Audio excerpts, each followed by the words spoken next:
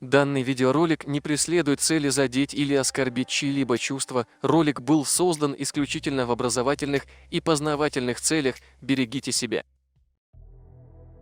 По интернету уже год гуляло вот это видео.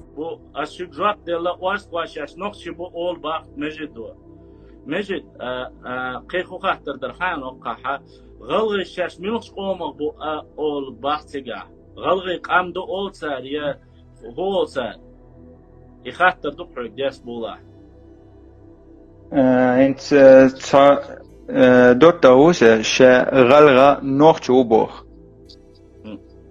نوخ قام غلط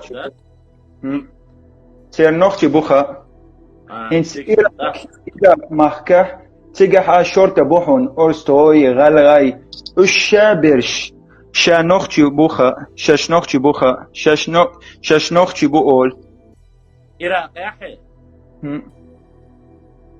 تاقي باسابورت دوي باسابورته تونتي يازوش تولتيح فاميلي يازوش تحالير الشيشان يازوش الشيشان. Но только недавно оно получило вот такую реакцию.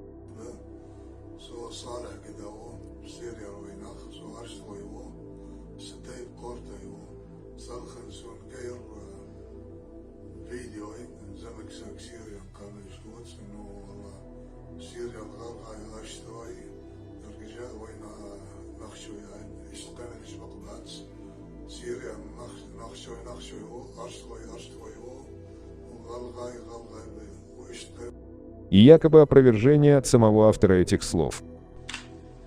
السلام عليكم ورحمة الله وبركاته. السلام عليكم دوم السارقة مارخنش دال قابل دويل دال والملين والدك عملش قابل دويل.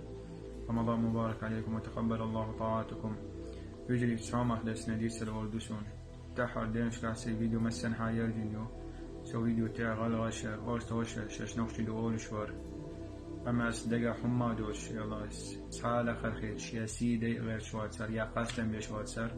قدقت سيجح مسو ويناخدو قولشدو ورنا شاملوخا شاملوخا شقوم خوخا غلغشش غلغي دول أورستو دول نوخش شي شش نوخش دول سيجح مسو ويناخدو قولشدو ويدا المقلع بصل دي نحو جريدو دال الدول وي دال برشا بول وي والسلام عليكم ورحمة الله وبركاته.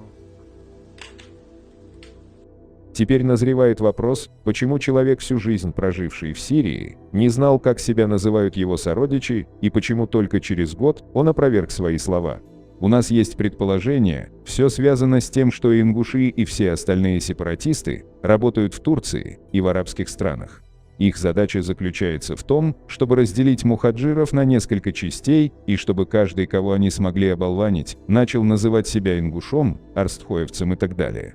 Но тут же назревает еще один вопрос, почему те, кого вы сепаратисты смогли оболванить, называют себя шейшане, также все вокруг называют их шейшане. Почему это так? Они что, не знали, кто они, когда прибыли в эти страны? Почему их никто не называет аль-ингуши или аль-веянях, аль-орстхи и так далее? И при всей смуте, которой они наводят, пытаясь выполнить приказ Ермолова, это разделение и последующее стравливание чеченцев между собой, сепаратисты умудряются говорить о религии и даже обвинять нас в смуте.